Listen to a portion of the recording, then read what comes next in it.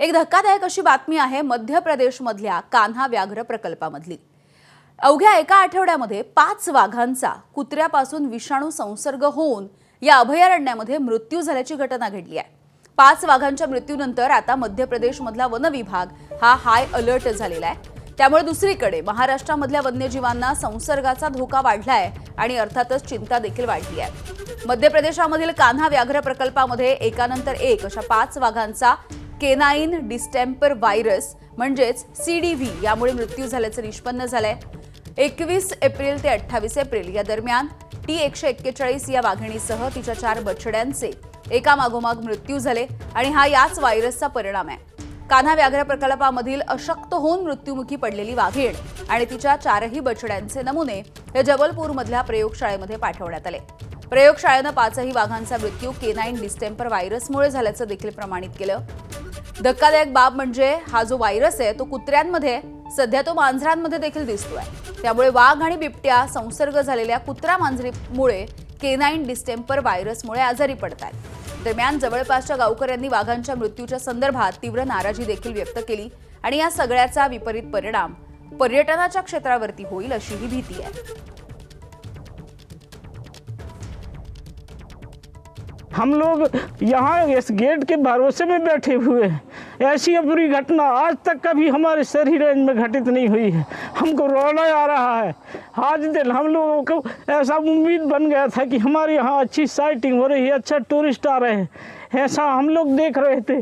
लेकिन ना जाने ये किसकी नज़र लग गई, कौन क्या पॉइजन हो गया, क्या घटना के कारण से वो छोटे छोटे बच्चे, वो बच्चे नहीं मरे, हमारे परिवार के सदस्य ऐसे खत्म हो गए। वो आज हमको रोना आ रहा है। लगातार हम बताने की गुंजाइश भी नहीं है।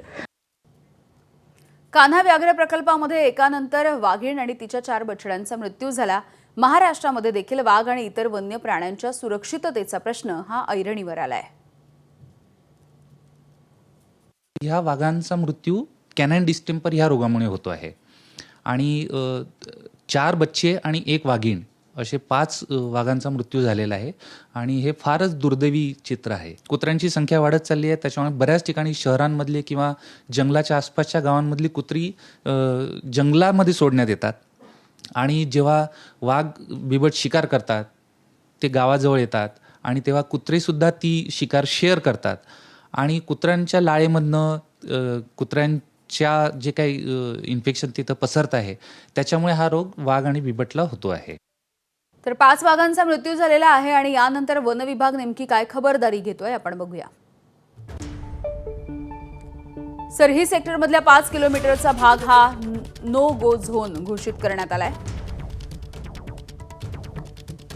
संपूर्ण परिसरामध्ये इतर वाघांवरती नजर ठेवण्यासाठी हत्तीवरून गस्त देखील घातली जाते।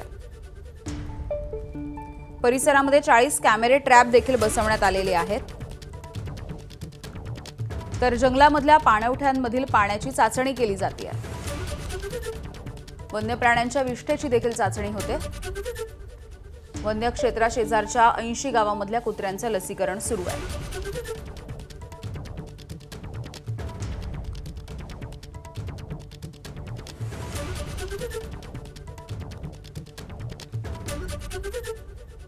त्यामुळे 5 वाघांचा या अभयारण्यामध्ये मृत्यू झाल्याच्या नंतर आता वन विभाग हा अलर्ट झालेला आहे।